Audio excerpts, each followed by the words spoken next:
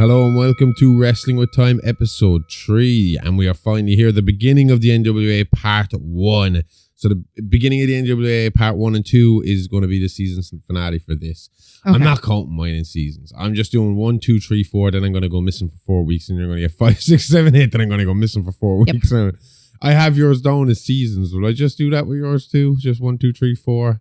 How do you mean now? I have your show down as season 1. Oh yeah, no, I thought that would make sense. Yeah. That's what we're doing. Would you see mine goes so... Yours is forward and back. Mine's so linear, especially for the next year and a half. Mine is literally, we're starting in the early 1900s and we're just continuing on until the 60s, 70s, 80s. So I'm just going to go 1, 2, 3, and I'm not going to put the season in front of my number. How far are you going to go with that? Until I catch up with Wrestling Time. Oh, I thought you might lose interest in somewhere in the last 10 years because it was so recent. No, I mean, the NWA stuff will take us pretty much mostly that story will take us up to about the 60s. Okay. Then you can kind of start talking about territories, and we'll start splitting off and talking about maybe territorial history during the 70s and 80s. Yeah. When that would have been at its height.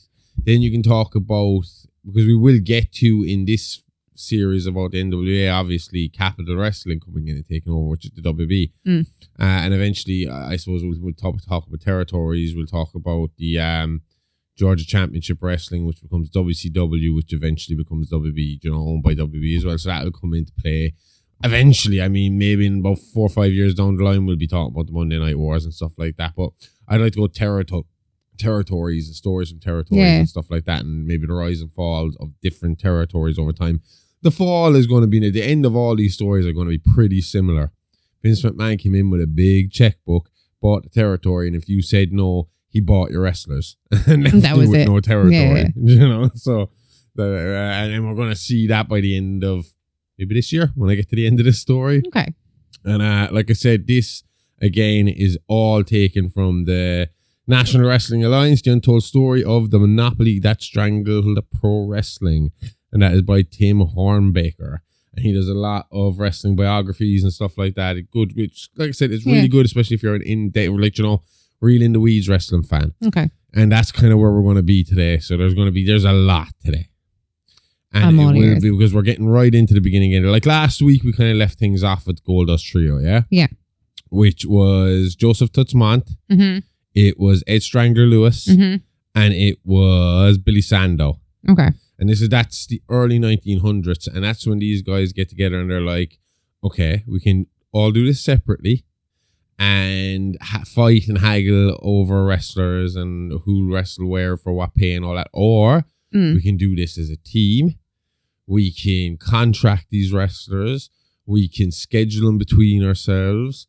We can decide who's going to win and lose these contests to make better stories, to entice the fans to come back. So they essentially kind of give birth to what is to become professional wrestling. Like, it was already there, like we said, in the carnivals and stuff like that, and even before that, after the carnivals, before the Goldust Trio, they had already kind of made their mind up that they were going to start, a little fakery in what they were doing. There was still some legitimate contests, but at this point with the Goldust Trio, it was like, we're going to go full on.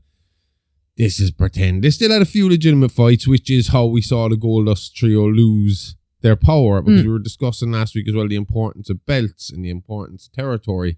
And by having Slavis, I can do this. Slavislak, Zabisco. I know his son or his nephew, Larry Zabisco, beat their champion, who at the time was a rookie. Okay. Kind of had been pushed to the title a bit too early. Kind of, they were trying to make a star out of him. Yeah. And Zabisco took advantage of that, took hold of the title, and then made sure to lose the belt to Tetcher, I believe it was. Was it Joe Tetcher? He lost that belt too, because Stanislaus Zabisco. Jesus Christ. Oh, I thought you just got the start of the name really wrong. He lost the belt to Joe Stetcher because Joe Stetcher was a big rival of Ed the Strangler Lewis, and it was going to be hard for the Goldust Trio to regain the belt, which basically meant that the other promoters now holding the belt held the power to get wrestlers out of the stranglehold of the Goldust Trio and kind of allowing them to, again, kind of the wrestlers to go freelance and for things to get a bit crazy and belts show up here, there, and everywhere. Yeah. And I suppose it's from that we get the NWA, and the NWA forms under the same kind of idea of seeing the success the Goldust Trio had and wanting to replicate it on a wider scale. Okay. So back in the golden age of professional wrestling, the National Wrestling Alliance, or the NWA, was the heavyweight champ of the scene. After World War II, it didn't take long for the NWA to grow from a simple Midwestern agreement to a powerhouse that changed the game. This group was all about innovation, shaking things up in the wrestling world with fresh ideas that transformed the industry. They teamed up to create a solid blueprint, dividing the country into regional territories and refining how champions were recognized. The goals were all about making wrestling better for everyone. And with that kind of mission, it's no wonder the NWA earned respect and kept critics at bay. So this again is how we were talking about the importance of belts and titles. Yeah. And if there's too many belts, they lose meaning. So if every fucking county in Ireland has their own championship, what good's a championship? The All-Ireland, like. Well, that's it. Do you know what I mean? There's a reason the All-Ireland beats the county championship. Yeah, exactly. You know, because it's small, it's regional, and they want to have a belt that represented an international champion. Yeah. Do you know? Yeah. As opposed to you're the Georgian champion, you're the California champion, or the New York champion, do you know? Yeah. Before you knew it, the NWA went from a well-meaning, homegrown network of promoters to a global giant boasting around 500 affiliates. They played puppet master to wrestling's biggest stars while delivering jaw-dropping entertainment that kept fans on the edge of their seats. The Alliance quickly took control of wrestling, raking in an impressive $25 million a year. Talk about a wild ride in the square circle. At first glance, everything seemed just peachy with the NWA's practice, but oh boy, when the members left their imaginations run wild, they built elaborate fortresses that took some serious liberties with the law. So again, we're almost watching. It's almost like we've watched history repeat itself with Vince McMahon here. You know, coming in, taking total control of an industry, running it in your own kind of world where you think your own laws and your own rules apply, and it only apply here, and it's going to come back and bite you. But what were they doing that was illegal? Like, well, that's what we're going to get into here. There was a barrage of complaints about an alleged monopoly. The Department of Justice decided it was time to take notice, leading to the showdown in federal court. The stage was set for what was supposed to be the end of the NWA's exclusive kingdom, but hold on to your hats because the plot thickens. See, the NWA were doing what Vince would do, but in a more 1920s, 1940s kind of way, where there's less red tape. So like, whereas nowadays they'd use non-competes and stuff like that to hold you off TV for a certain amount of time. Those days they just blackball. If you weren't an NWA member, then you weren't going to wrestle for one of the NWA promotions. All the NWA promotions were the best promotions, where you're most likely to get the most exposure, where you're most likely to sell the most merchandise, where you're most likely to earn more bookings, to become more popular, to get a chance to be a champion who, again, earns more money because they get more bookings. Yeah. Do you know? Yeah. So by being blackballed by the NWA, you're relegated to what's known as the Outlaws. And the Outlaws are people who aren't in the NWA, who don't draw big crowds, who don't pay big money, and who's basically, you know, the guys who couldn't get booked on the big cards go there, you know? Okay. That would be the mentality at the time. Yeah. Not to say that there wasn't some great outlaw promotions there. I mean, Macho Man, Randy Savage's family came up with their own outlaw promotion, the ICW. And they went up against Jerry Lawler in Memphis, you know, in a promotional Jerry Lawler, as in... Jerry King Lawler. They lost, but they went up against them. Though it rocked their world, the coalition put on a brave face and found a way to bounce back. Thanks to the tireless efforts of passionate supporters and the dedication of countless wrestlers who hit the road to meet the soaring appetite for pro wrestling, the alliance not only survived but thrived. Today's loyal fans tip their hats to the NWA's rich history and honour the legends who poured their hearts into both the institution and the sport. Icons like Lou Thesz, Buddy Rogers, Whipper Billy Watson, Danny Hodge, Pat O'Connor, Gene Knitsky, Jack Briscoe, the Funk Brothers, Harley Race and Ric Flair weren't just wrestlers, they were superheroes who shaped the National Wrestling Alliance and embodied pro wrestling's excellence for over 4 fabulous decades. Isn't it kind of funny? I've always said that to you as well, you know, especially when we've had like, you know, tragedy in wrestling where wrestlers die. Yeah. I think I said it to you before. I was like, it's the worst part about being a wrestling fan, especially as a kid. Because it's just when they call them superheroes there. I was like, for most kids, your superheroes are like Superman, they're Batman, they're cartoons, they're going to live forever and ever and ever.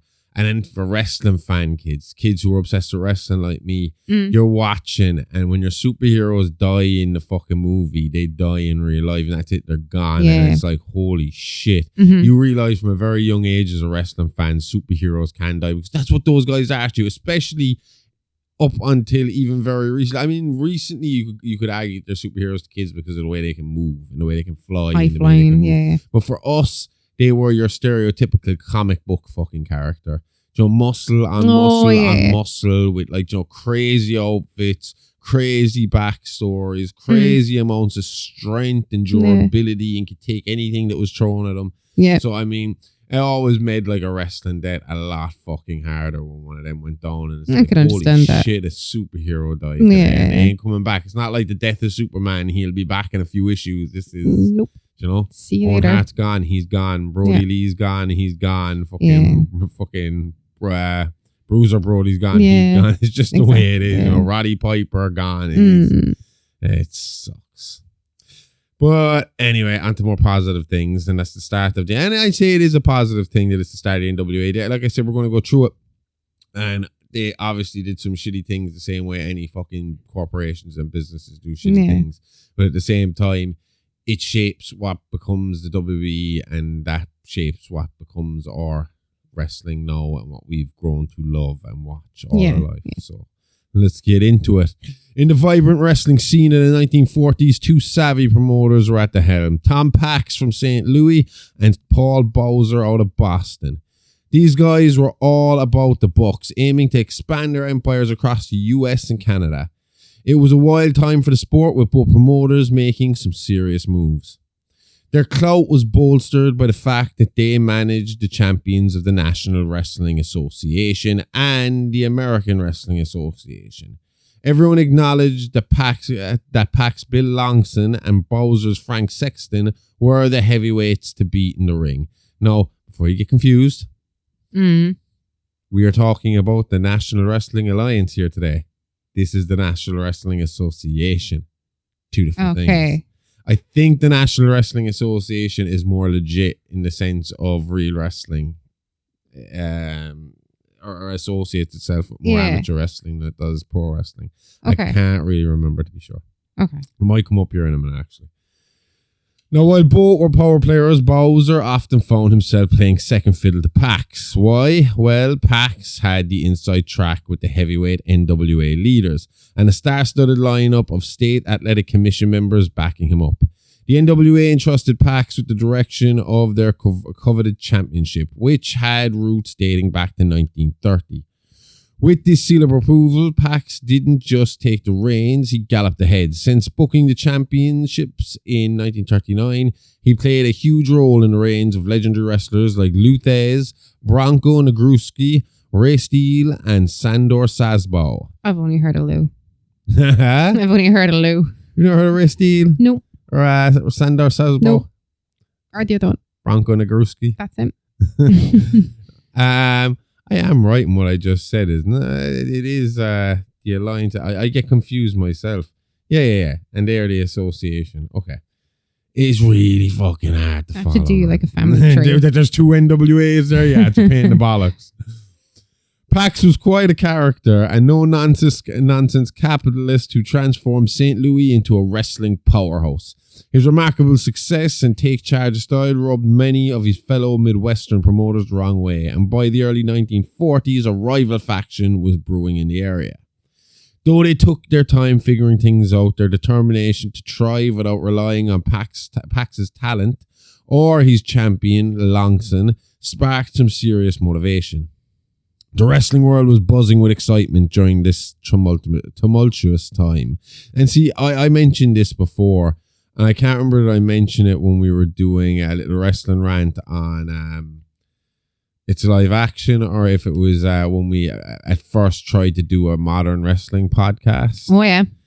And that's the idea of, I think I did it on the first wrestling rant, and I talked about tribalism in wrestling and how it's almost bred into a wrestling fan to be at war constantly. And that's why we have this weird situation now where all this content is available to us. We can pick and choose what wrestling shows we want to watch now at will. We can watch all of them if we're that hardcore of a fan.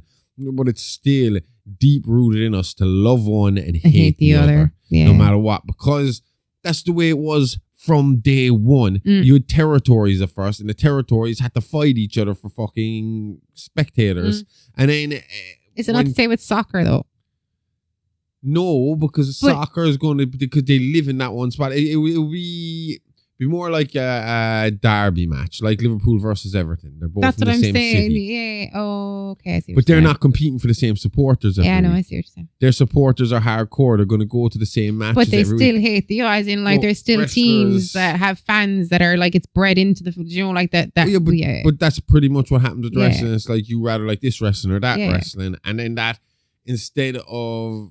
No, I suppose the smart thing to do would be for guys to team up, but they're not going to want to do that because it's their business. And then who makes the decision, who gets the most power, all this kind of shit starts coming into play. So it's two guys battle it out until one's left standing and they take all the fans, you know? Okay. And that's just the way wrestling has been since day one. We don't need to do it now, but it's still just kind of in us. And that's why you see so much hate on fucking social media with, oh, look, AEW can only half fill their audience this week. Oh, look, Triple H booked this person wrong. You know, you sound like you have a massive side friend. But it's just the way they are. Like, you know, it's back and forth. It's just bred into us. And I mean, especially my generation coming out of the Monday Night War, which was the most intense public war that had ever fucking happened in wrestling. Usually these things happened in territories. This happened worldwide television. Every Monday night, every Sunday night, every Friday night, there was going to be a battle and we were going to get to watch it, like, you know?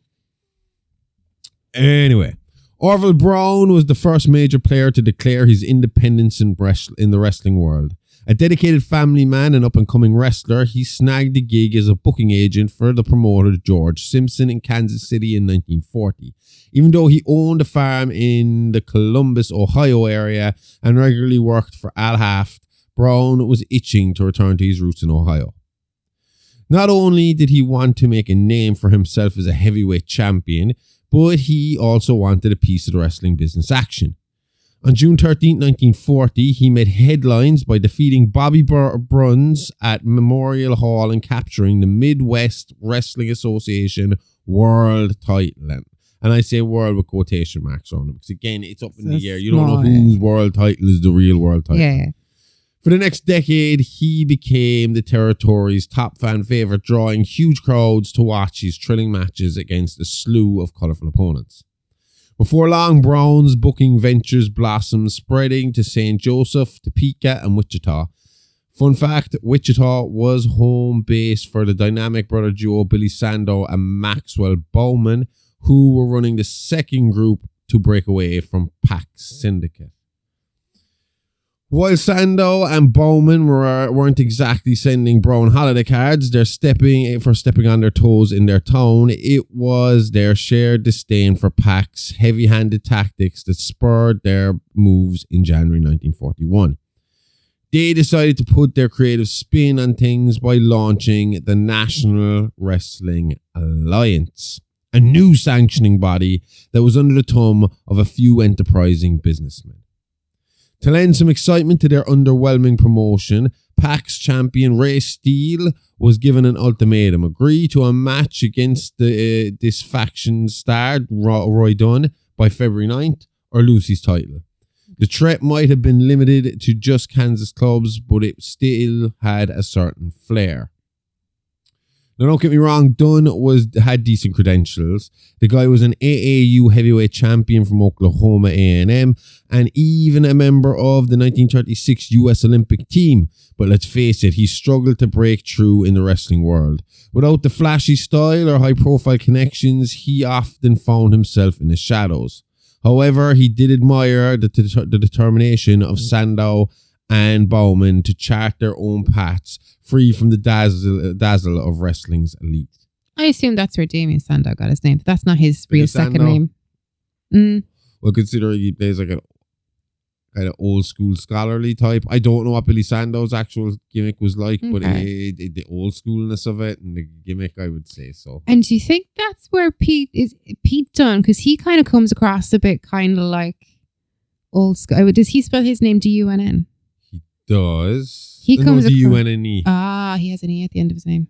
Okay. Yeah, I don't know how many modern wrestlers would really base their style on wrestlers back this far. I was just curious because he come across to me in my mind as, just visually kind of like old school. Well, I mean, it is something that crosses your mind. I've told you that before, like that every decision I made when it came to picking names, there was a reason behind why I picked my name. Do you know? Yeah. It was when it was they wanted to call me the Outlaw J Sol. Okay. And Roach was going to be Eli. Mm-hmm.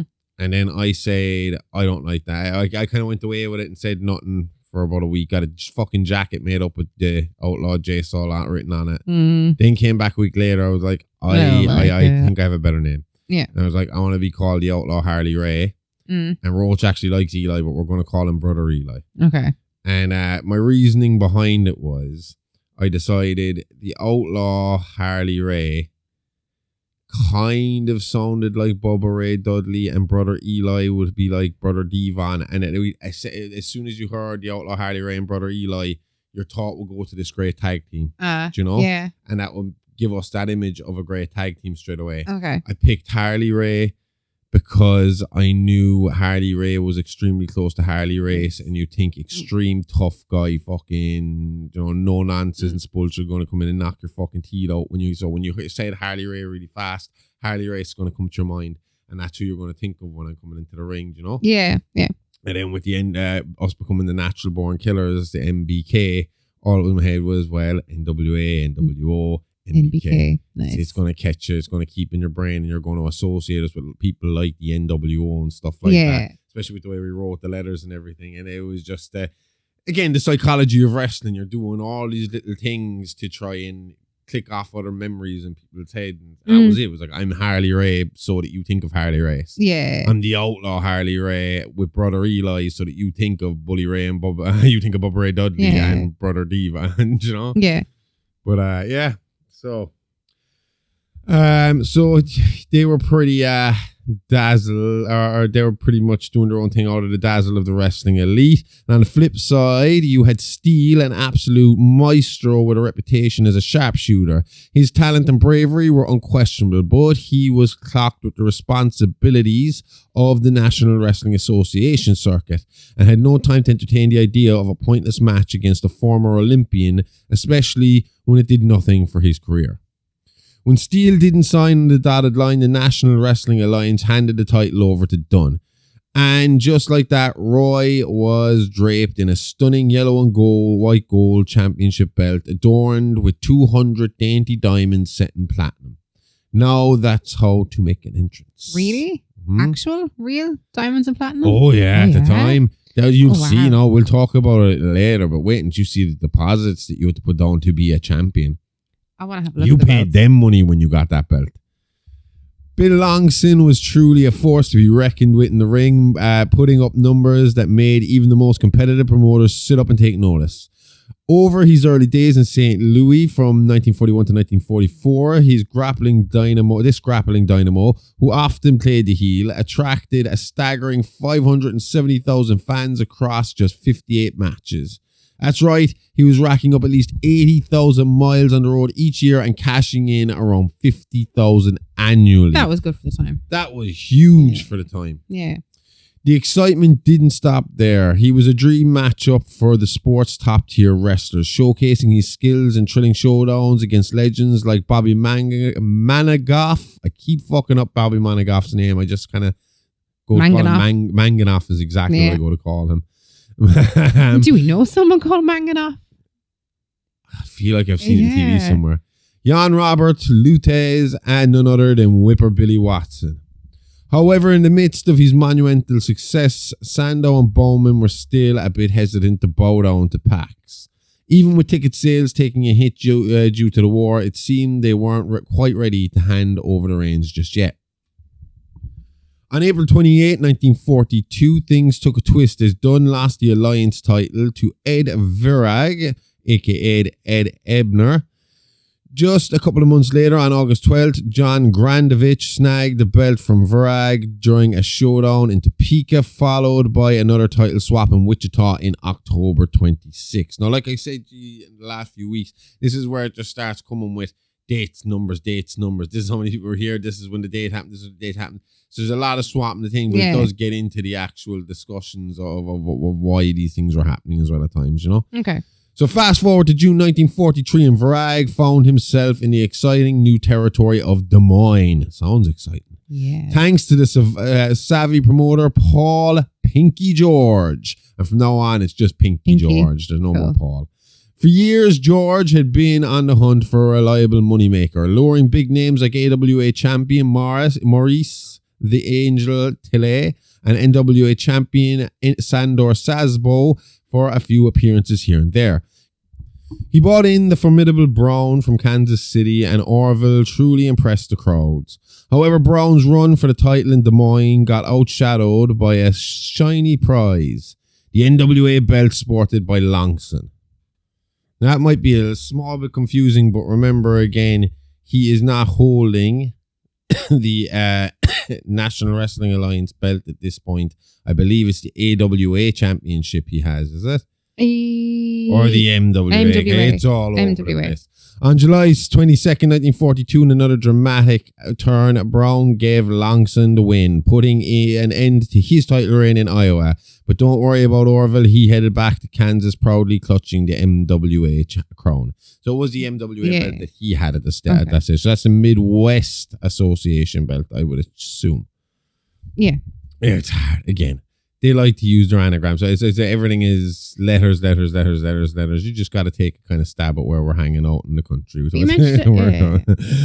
Then, in a plot twist of its own, George was drafted into the U.S. Army, serving as a lieutenant for 5 months at Camp Dodge in the Quartermaster's Corps. An old car accident injury kept him from combat, but not from promoting. He opened Rearview Park for wrestling events in June 1943, bringing in wrestlers from the local scene. The legendary grappler Jim Landis took the stage on June 9, 1943 to face off against Tim Zacharias. God damn it. Do you know what I find funny? That a guy that couldn't go into combat because of an old war injury got stationed at Camp Dodge. Yeah. The next week, Virag was back at it, showcasing the National Wrestling Alliance title. This was just one of 3 thrilling appearances in Des Moines that summer. But perhaps the most intriguing twist of all, the time spent in the ring was nothing compared to the way the Alliance title name left a lasting impression on Pinky, marking the beginning of a whole new chapter in his promotional journey. George couldn't help but get swept up in the buzz that wrestling events in St. Louis were drawing crowds of over 10,000 fans. With that kind of excitement in the air, he jumped into action, determined to snag some of the top talent from PAX. After all, he and PAX went way back, and let's be real, Des Moines was just a quick 270-mile jaunt from St. Louis. Sharing wrestlers seemed like a no-brainer. Feeling hopeful, George thought he could convince Longson to return to town, especially since he knew Longson was where the real money was, not with Varag. In the September 1st, 1943 issue of his arena program, the Iowa sportscaster Pinky announced that Longson had knocked Varag off his pedestal in St. Louis, marking the second time Wild Bill claimed the championship title. The article breathlessly added that Longson had taken the title from Brown in Des Moines 2 years ago, a cheeky twist since it actually happened on July 22nd, 1942, while claiming Varag had barely held the belt for 5 months. Spoiler alert, Varag had actually been champion since October 1942 and was backed by Sandow and Bowman for the rest of the World War II. The whole Varag-Longson match in St. Louis, just a figment of Pinky's imagination. So that'll show you as well, like, before the internet, how easy it was. That was on purpose, like, obviously. Oh, yeah, they just fabricate the whole thing, because how are you going to fact check it? How are you going to know? Do you know? So as short as somebody going to the library and microfishing fucking a load of papers until they finally find what they're looking for, do you know? Take hours. Did fucking Varag really lose the belt to Longson and all this kind of shit? Yeah. Which is unlikely. But it's funny, this isn't like an old-timey thing either. This has happened in modern-ish times. Mm. Not in modern times, because now you see yourself that unless you're watching the wrestling show on live television where they'd have picture-in-picture. No, anyway, so there'll be picture-in-picture, or else if you're watching on a streamer, you have no ads and you watch the whole show start to finish. So there is no stop. Yeah. But I can't remember if it was in the late 80s or the early 90s. I would assume the early 90s. Yeah. Shawn Michaels and Marty Jannetty as the Rockers were going up against Bret Hart and Jim the Anvil Neidhart. For the tag team championship. So the Hart Foundation versus the Rockers. And in this match, the Rockers were going to win the world tag team titles for the first time ever. Now remember, this is before live WWE. They were taped matches. Yeah. Just into the match, the top rope breaks. But they're informed to keep going with the match. The match continues. It's a shit show of a match. Terrible match. Because they don't have any top rope. Everything's going to fucking shit. Oh, the whole top rope the whole way around? Yeah, it's fallen off. And it's all one rope. But they're told to continue the match as they were supposed to do it. So Shawn Michaels, Marty Jannetty beat the Hart Foundation, lift the titles, and leave. Then they get to work the next day and they're told, you know what? That match was a shit show because of the top rope breaking. We're not going to bother airing it. So the match never happened. Hand the titles back to the Hart Foundation. Oh. The Rockers never won the tag team championships together again. So their one and only shot, and they didn't get it. They should have run away with them. That's really shitty. Yep. So I mean, rewriting history isn't uncommon in professional wrestling, and I would assume World War II gave them a nice little bumper there as well to do whatever they fucking wanted, because it's like nobody's paying attention. You know? Pinky was on a mission to legitimize Longson as the champion in his territory, and he achieved it. Now all he had to do was wait for Pax to come calling. But guess what? Pax had bigger fish to fry, booking Longson in Houston, Montreal, Toronto, and a string of towns that were lining his pockets and those of his star wrestler. George was bummed, but he refused to be down for long. Instead, he decided it was time to roll up his sleeves and come up with some ingenious plans of his own. Undeterred by the chaos unfolding elsewhere, he set about creating yet another fabulous wrestling trope, playing the game right on the edges of the St. Louis Empire. Who knows, his venture might just be the ticket to his own wrestling glory. On November 3rd, 1943, Pinky pulled a fast one by touting Ray Steele as the National Wrestling Alliance World Champion, leaving many of his savvy customers scratching their heads in disbelief. Steele's sudden rise to the title seemed to come straight out of left field, and to add to the perplexity, just the night before in Minneapolis, Ray had been labelled as the former NWA World title. Sorry, the night before. I said just beforehand. But just the night before. The night before they had started to call him the former NWA title holder before announcing that Steele was the actual champion. Oh. There was no clear explanation as to how Steele had snagged the NWA belt, but it was crystal clear that any promoter could crown a champion of their choosing. Following in the footsteps of Varag's tour, George decided to adopt a catchy phrase, National Wrestling Alliance, for his promotion, even though he didn't exactly have the green light from the name's creators, Sandow and Bowman. Surprisingly, there wasn't much of an uproar at the time, and everyone kept their eyes on the prize, entertaining their local fans. Des Moines didn't see any wrestling action until January 12, 1944, when Steele was once again billed as the Alliance champion. Remarkably, any match he had outside of Pinky's territory didn't shake his standing in Iowa one bit.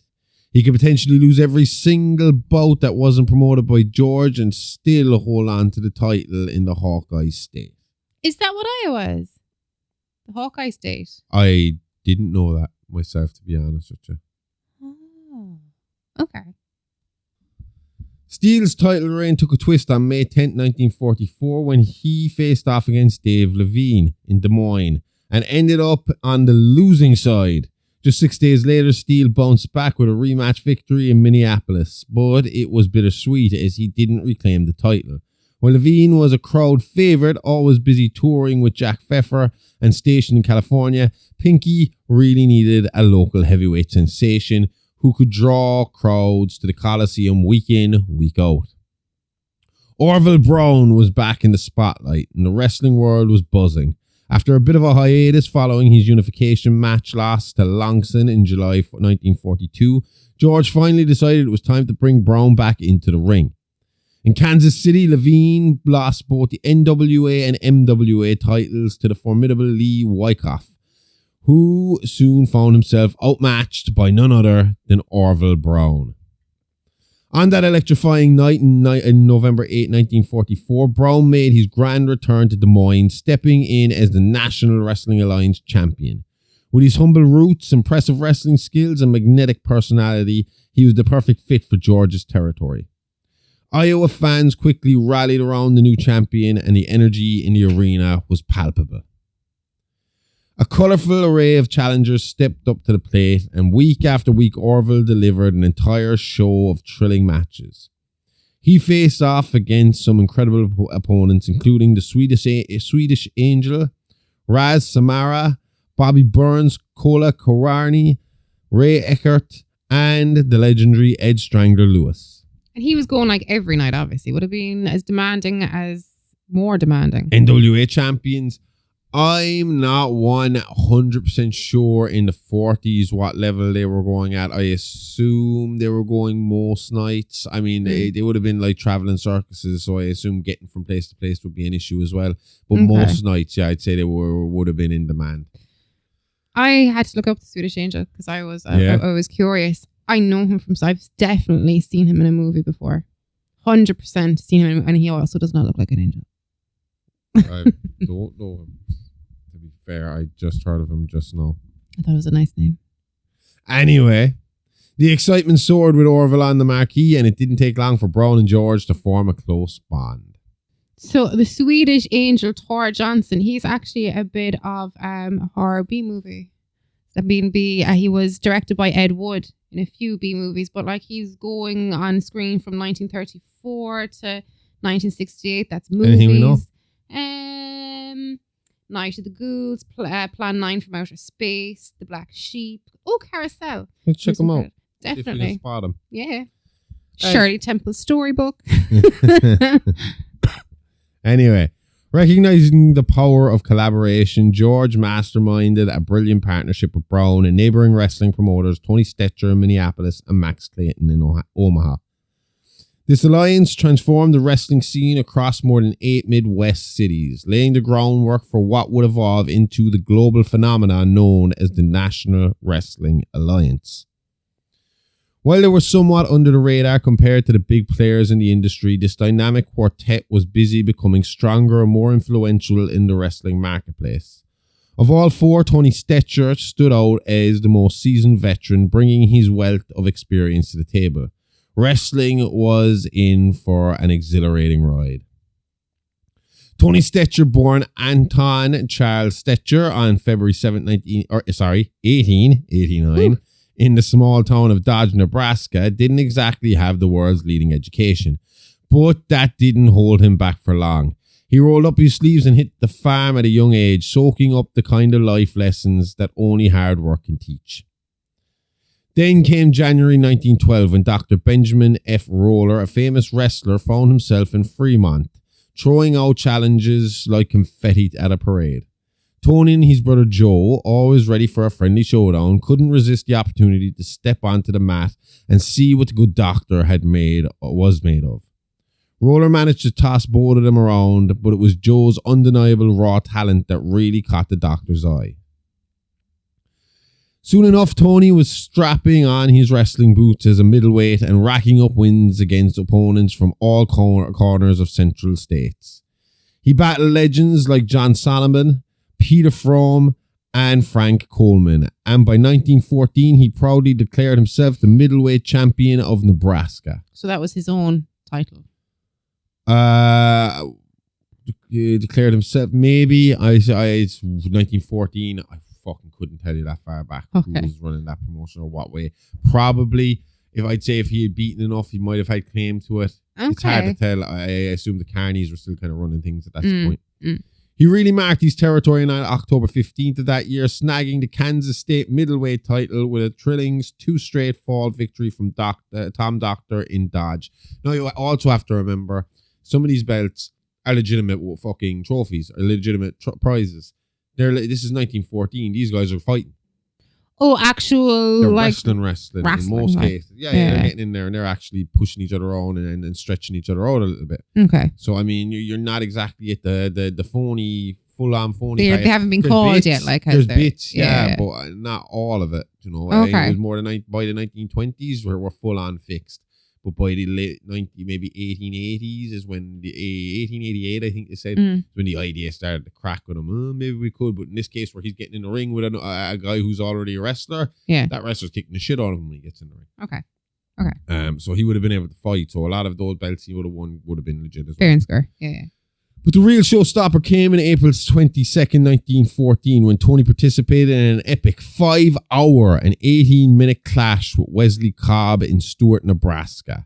So that was legit. They not even have rounds. They're not like fucking pretend for 5 hours and 80 But they're not continuously wrestling for 5 hours. Like, no, do you have rounds in real wrestling? The round, it would be like boxing. That's what I'm wondering. Oh, that's seconds and you're back out there if they are. But I'm not 100% sure.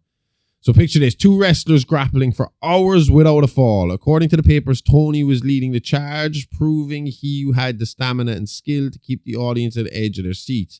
Yet amidst all his successes against notable contenders like Clarence Eklund, Tony's main mission was clear. He stood firmly by his undefeated brother Joe.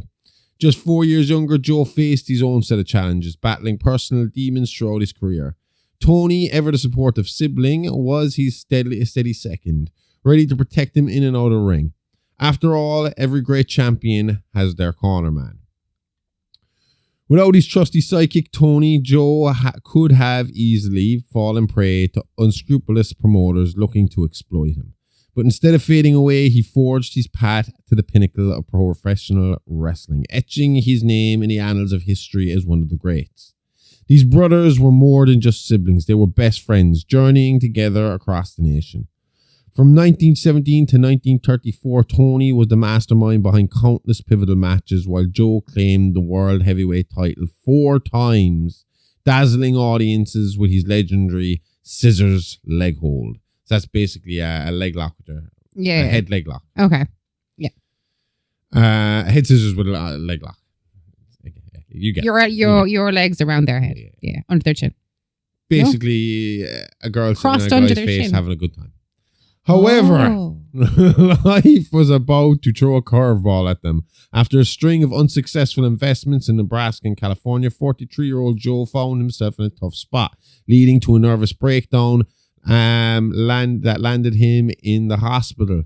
But Tony was there organizing his transfer to a VA hospital in St. Cloud, Minnesota, where he would look after his brother with unwavering support until the end of his own days.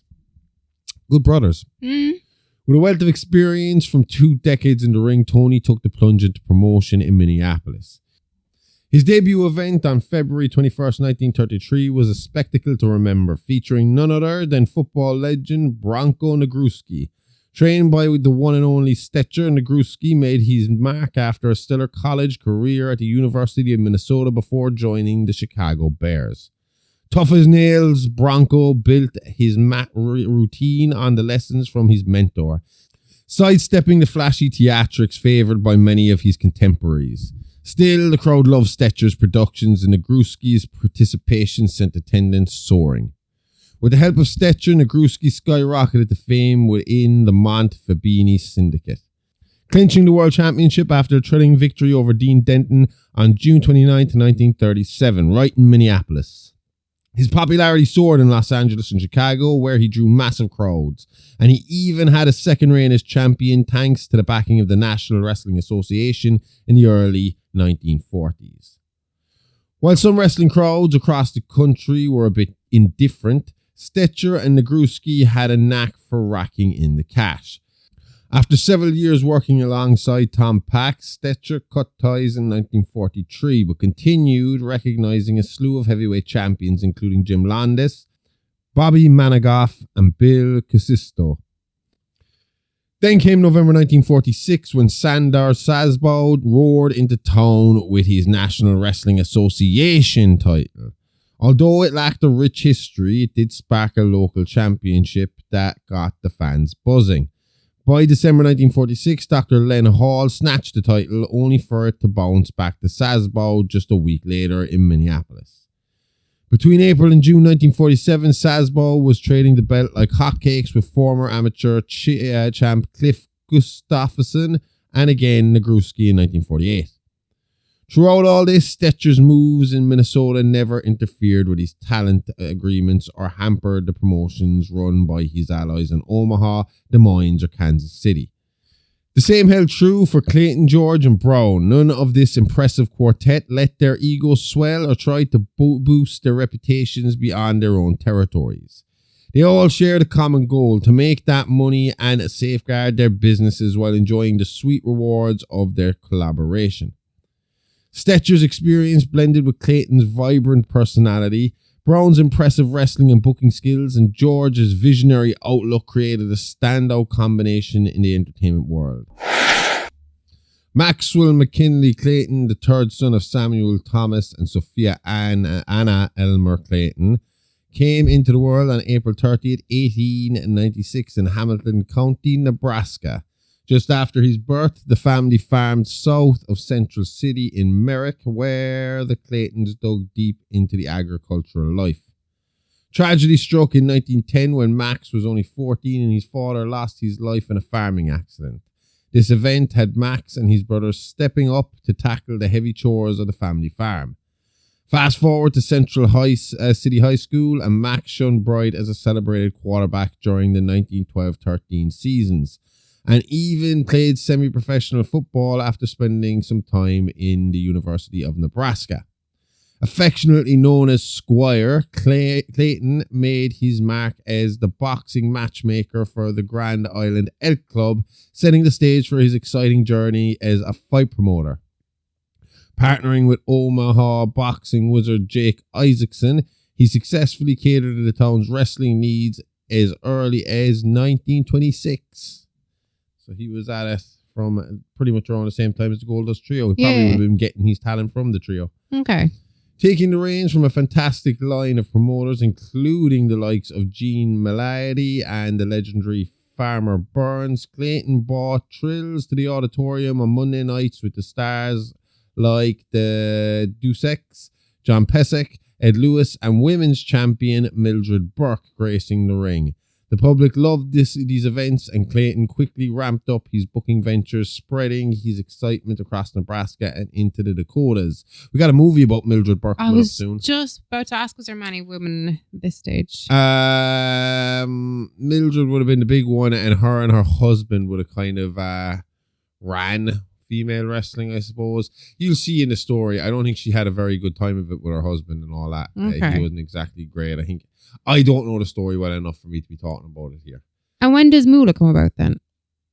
Later. Okay. We'll get to her eventually okay. too. But that's later on in the story. But yeah, I'm looking forward to that movie. I think it's going to be a good one. Yeah. March 7th, it's coming out. So we only have another week or two to wait until we get to see the Mildred Burke one. It's called Queen of the Ring. Okay. And it will star Emily Bett Rickards as Mildred Burke. Josh Lucas as Billy Wolfe. Who else? Walton Goggins as Jack Pfeffer. We will be talking about Jack Pfeffer as we go on here. Francesca Eastwood as Mae Young. Kylie Farmer, who's a wrestler. She'll be playing June Byers. Who else do we know here? Cornette's gonna be in it apparently. Oh, cool. So that'll be interesting. Yeah. I had heard that what's her name?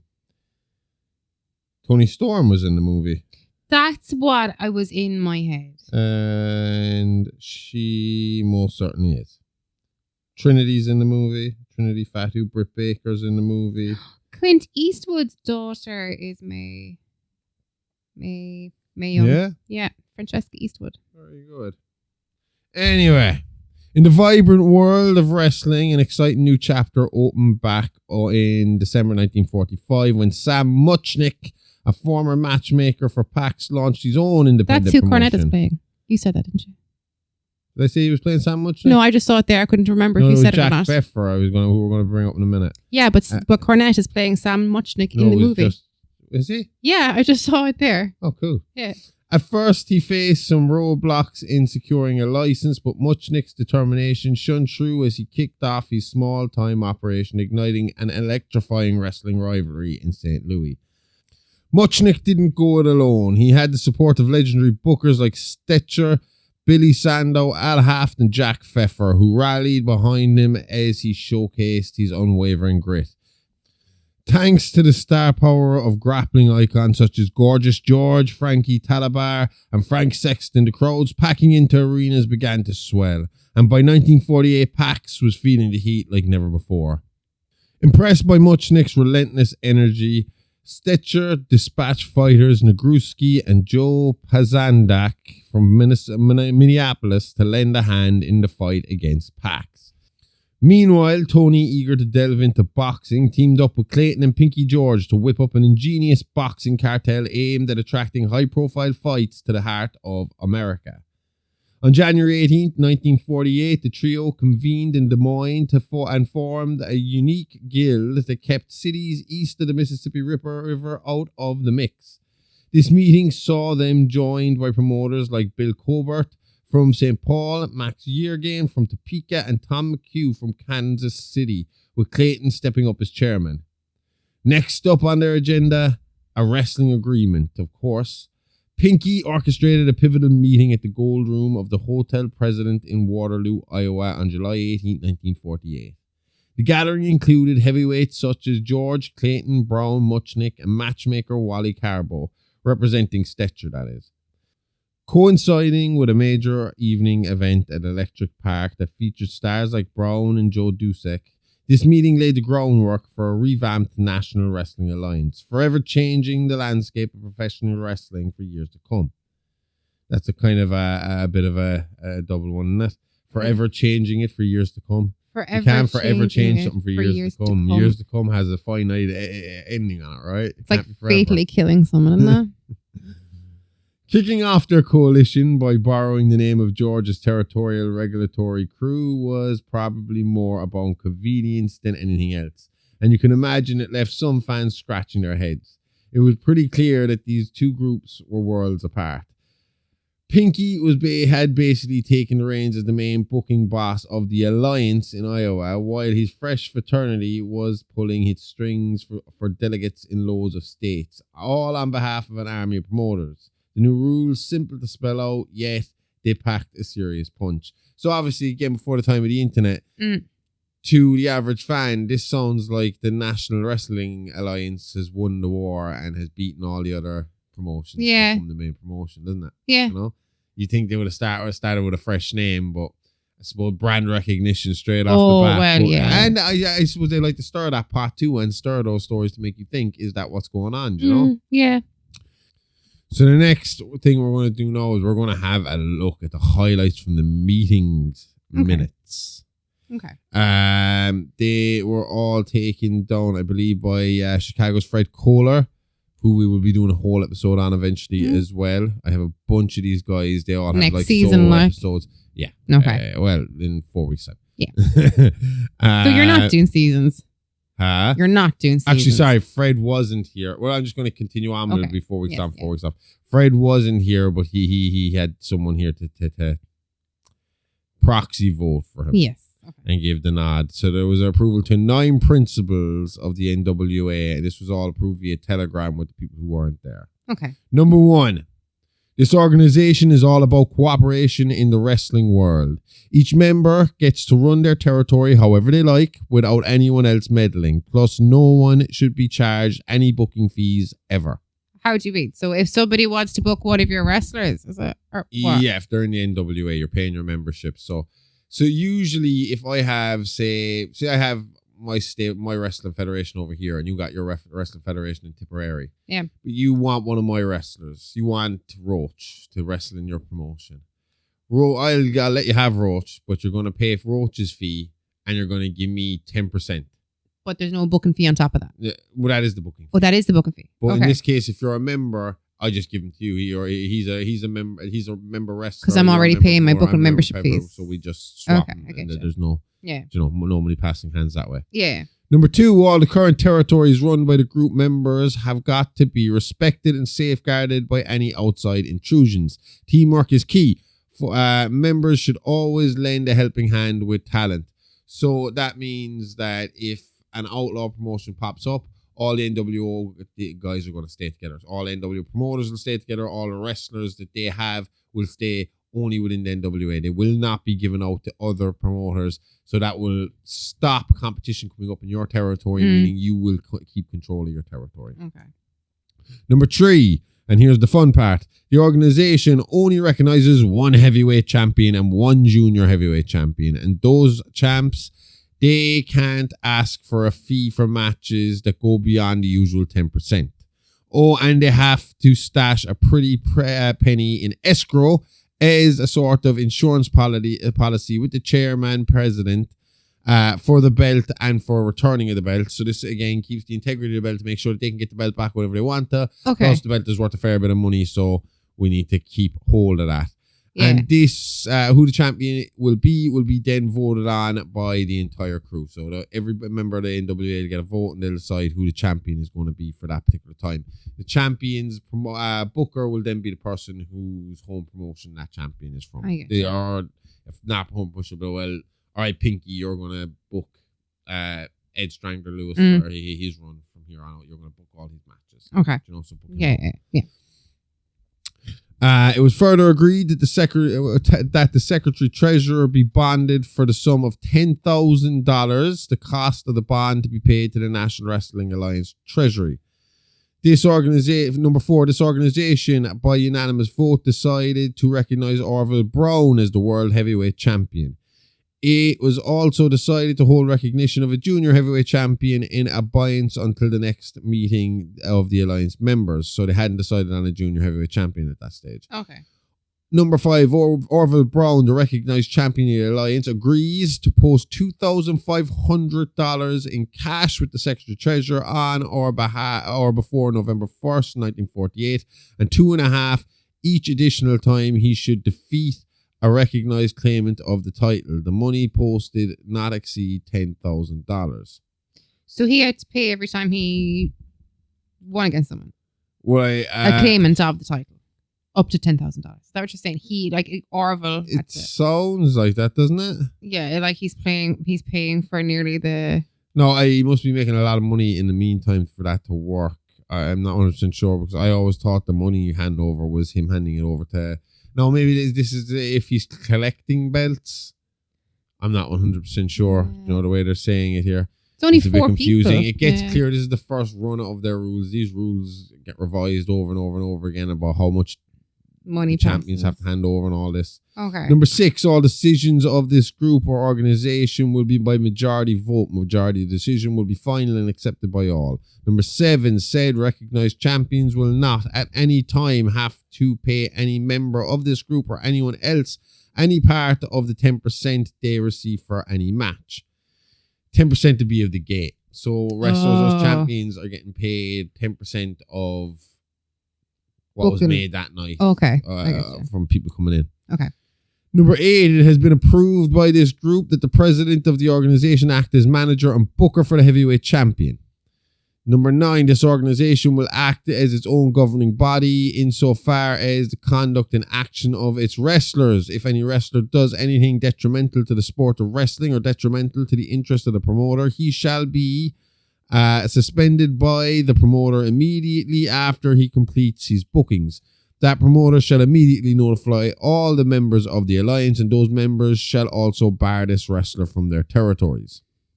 The only way he may be reinstated as a wrestler in good standing with the organization is by clearing himself with the promoter whom he injured.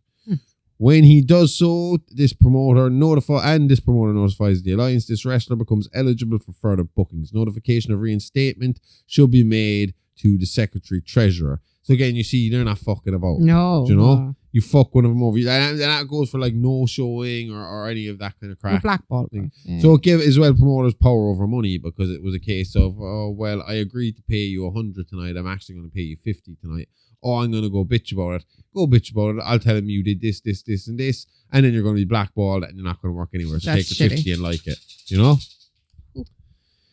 Number 10, a meeting in the National Wrestling Alliance shall be held at least once a year or at any time at the discretion of the president. 11, upon signing the agreement, each charter member will post $100 and $50 each succeeding year. Any new member must pay $150 plus $50 each succeeding year. This money to be posted to the secretary treasurer to be used for the operating expenses of the organization. This agreement signed and agreed upon at this 25th day of September 1948, signed by P.L. George, Tony Stetcher, Max M. Clayton, George Simpson by Orville Brown, Harry Light by Bert Ruby, Sam Muchnick, Al Half by Frankie Talabar, all rules subject to amendment by majority vote of NWA membership. Agreement number 3 amended to champions to receive 10% of 100% after taxes, or 12.5% of 80% after taxes. Which would you pick? 10% of 100% after taxes, or 12.5% of 80% after taxes. Well, that must be bigger? before taxes. Sorry. But the 10% must be before tax and after taxes. I must have misprinted that. Anyway, there was another addendum here. Amended to champion to post 10 grand to be held in escrow, and the parties to hold escrow money to be picked up from the next general meeting, November 1949. There's a lot of money talk. Agreement 8 amended to Sam Muchnick of St. Louis to act as booker of the heavyweight champion. Sam Avey, book junior heavyweight champ. The charter members of the alliance were listed as Stetcher, Haft, Simpson, Light, Muchnick, and George. Kohler, who consented to the original contract in July, was erased from the register. Why? Now, Kohler will be an interesting character who we'll talk about later. Okay. And he held a lot of power in Chicago, and it was all done to television at the time. Okay. So yeah, at the moment, there's just kind of a lot of how much they were going to pay, whose territory was what. And making sure they could protect those territories, and that it's very, like I said, very mafia like. Yeah. This is your cut. This is my section. This is my section. This is my section. We all pay so much every fucking month, and we swap talent. We work together. We make money together. As soon as we go to war, it's like the mafia. As soon as we go to war, we stop making money. Okay. You know. Yeah. But your biggest problem here is you are dealing with ruthless businessmen. Who are just hungry for money, just hungry for themselves, do not trust anybody at all. I mean, like, they are, as far as they're concerned, this alliance is barely holding on from day one, because they're shaking each other's hand with one hand and they're getting ready to stab the other one in the back with their hand, like, you know, and that's just the way these kind of guys are. And The fans were hoping that this would stick. And I think some of the promoters wanted this to stick as well because it was going to be beneficial, especially to some of the smaller promoters and all that. But on the other side of the fence was a legend by the name of Lou Thez. Now, Lou at this point would be what would be referred to as an outlaw champion, and not by fucking anything more. I mean, Lou Thez is a legend. He was a legend then as well. He was still a Lou. Keep going to say a Lou Thez. He's a legend. That's a Lou Thez is now a legend. So whenever we say a Lou Thez, you're a legend. That's gonna stick. So Lou Thez was a Lou Thez, and he was out defending his own belt, and he was a bit too busy defending that belt to really give a shit about what a bunch of upstart promoters were doing. Okay. In their own time. Yeah. But Lou couldn't match the NWA's hoopla and back up with his stake as champion. And he was struggling to pull people together the same way the NWA had pulled together in a talent sharing kind of aspect of things. So, I mean, to him, he wasn't overly concerned at first because in their infancy, the NWA were less than intimidating. Again, like I said, no one really saw these rootless businessmen being able to coexist together, these egomaniacs being able to coexist together. Yeah. So Tez didn't really give a shit to begin with. Okay. In fact, the idea of the NWA was quite preposterous to most veterans outsiders at the time. If a regional cluster of promoters could be dragged down by old school double crosses and selfishness, how could one believe in a national institution with numerous thriving elements? So, you know, obviously we've seen small clusters of like states, territories where their states are so close together, they've tried to work together, but they backstab each other. Yeah. They're robbing titles off each other. They're robbing talent off each other. And if they can't manage that in such a small space, how are they going to work together? Like, exactly. Do you know? Yeah. Monopolies were always the goal of tyrannical forces in wrestling, and one by one they had tumbled to the mat with devastating results. Independent promoters Billy Sandow and Jack Pfeffer were constantly seeking a slice into a syndicate, and the National Wrestling Alliance painted a huge bullseye on itself. In his October 22nd, 1948 program, Muchnick wrote regarding the alliance in his column, In the Ring with Sam Muchnick. Muchnick said, "Many people have asked me about the National Wrestling Alliance, of which group I am a member, and by which organization I was recently honored in being named secretary and treasurer. In order to clarify the rumors and stories in circulation about this governing body of wrestling, I will give you the complete outline. The alliance was formed with the express purpose of someday having an undisputed heavyweight champion, just like in the days of Stanislaus Zbyszko, Joe Stetcher, and Ed Lewis. It was also organized as a cooperative organization so that the promoters in it could each help each other in assigning the major talent and to see that the wrestlers are in good condition and keep the sport on a high plane, both on and off the mat. The National Wrestling Alliance, by unanimous vote, decided to recognize Orville Brown of Wallace, Kansas as the World Heavyweight Champion. Brown's record of the past 10 years, his lineal claim, and his willingness to meet all recognized challengers was considered. Standing before the Alliance members, Brown also agreed to post a substantial cash forfeit, making it mandatory for him to meet any outstanding challenger when ordered to do so by a majority of the members.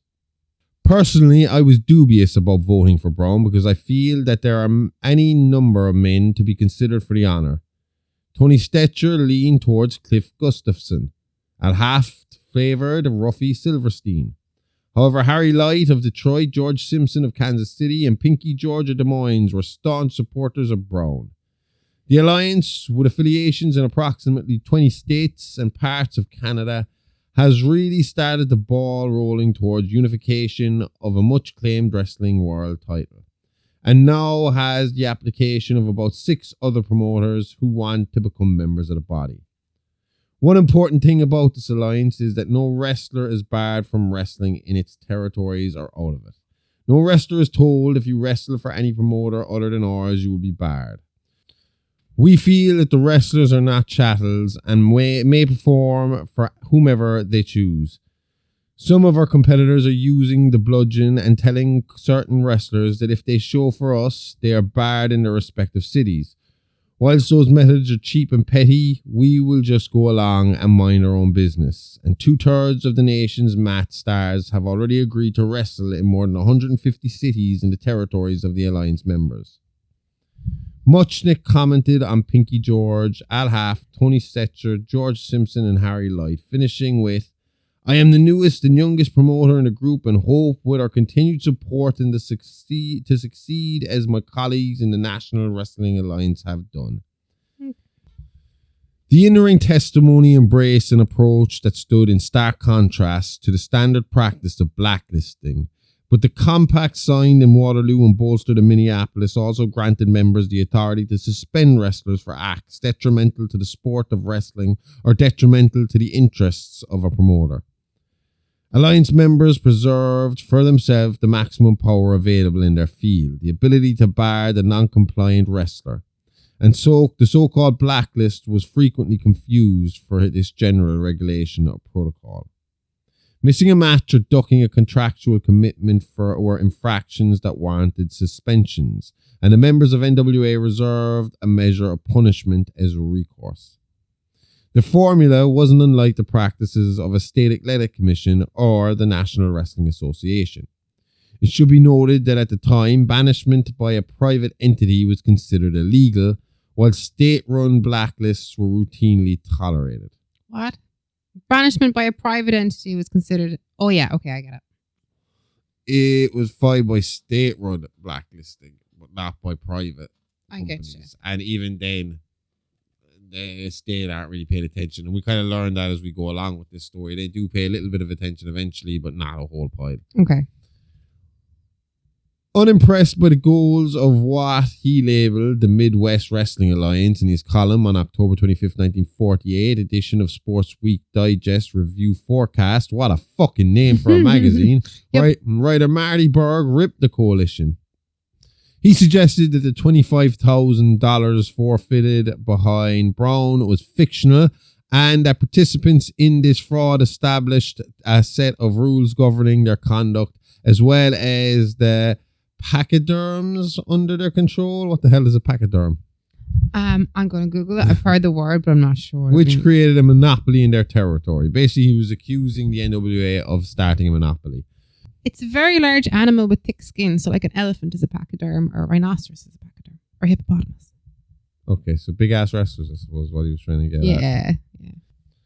Either way, the big problem we have here at the moment is that you have Lou Thez, who's a huge star, and he is kind of holding up the legitimacy of the NWA a little bit. And you can hear that here in a little snippet from a letter between Muchnick and Jack Pfeffer, and it's dated October 26, 1948. Okay. And he says, as I told you, I believe that the National Wrestling Alliance is solid and will work hand in hand.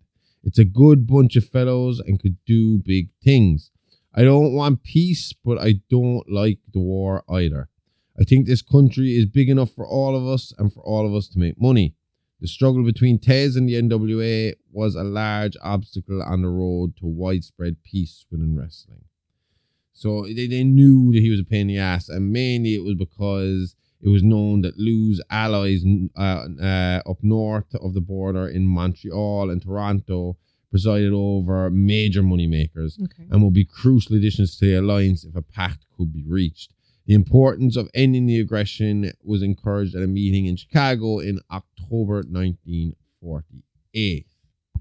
So Tez is really holding up the NWA getting their claws into Canada and getting those big money makers in Canada and getting those Canadian talent down and interesting the Canadian fan base in the NWA, you know? Yeah. So like I said, they hope that by going to Chicago and getting everybody sitting down, they might be able to sort things out. In an attempt to settle the rivalry, Tez and his cohorts, Eddie Quinn and Frank Tunney, haggled with Muchnick, Haft and Brown. In a November 3rd, 1948 letter from Muchnick to Pfeffer, Sam explained that what had occurred in Chicago. He said, I guess Wallace, Orville Brown, told you about the pushing around they tried to give me in Chicago. But Tony, Al, Pinky and Wallace stuck with me all the way through. The other fellows threw their weight around pretty much. Al just closed the deal, which will prove a tremendous benefit to me and all of us. I would rather have him tell you about it himself. They got the old man mad, and he is working. Mr. Tez popped off a little too much, and so did his partner from Canada. It would be a great thing if Hugh Nichols would come into the alliance. He is a great fella.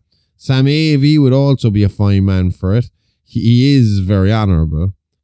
I was surprised that Tez got up at the meeting and said that he was representing the Texas and Oklahoma territory.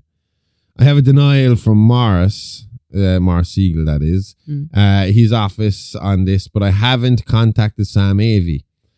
I don't believe Tez had that right. I feel that in due time, Morris will be with us. Had a nice visit here last week with Doc Sarpoulos, and he wouldn't come to the meeting because he told me they prefer to remain neutral insofar as I am concerned. The Chicago Confab didn't produce a resolution to the hostilities, but it did energize the outfit in opposition to Tez. In St. Louis, Buddy Rogers jumped from the Tez group to Muchnick, and on November 26, 1948, he gave Muchnick his largest crowd to date of 9,176 people. Tez had lost one of his best wrestlers to his adversary, and the tides were turning. In the publicity war, Pinky George discredited the merits of Tez's championship in the December 24, 1948 edition of the Waterloo Courier, saying, "His title claim is the most ridiculous of all. I remember Lou when he used to wrestle for me in Waterloo and was my chauffeur from town to town. Tez is a nice kid. We even used him in Des Moines in a preliminary or two. He has no basis for a title claim." Tez was becoming more and more aware of the promoters leaving his syndicate to join the NWA. A myriad of entrepreneurs were connecting to the faction, and Lou fought fire with fire in Kansas City, Topeka, Des Moines, and Wichita, trying to keep his main hamlets, Houston, Dallas, Indianapolis, and Memphis, and of course St. Louis in line. He was on a brutal schedule and was losing ground each day. The maneuvering of Alliance members was slowly taking a dominant share of the market, and some of Tez's reliable American partners were considering membership themselves.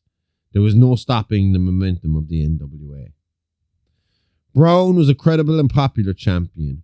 In the St. Louis press, he candidly challenged Tez, even putting $10,000 up with broadcaster Harry Carey as proof of his seriousness. He accepted dates in Minneapolis, where he held an opposing claim to that of Cliff Gustafson, the local title holder.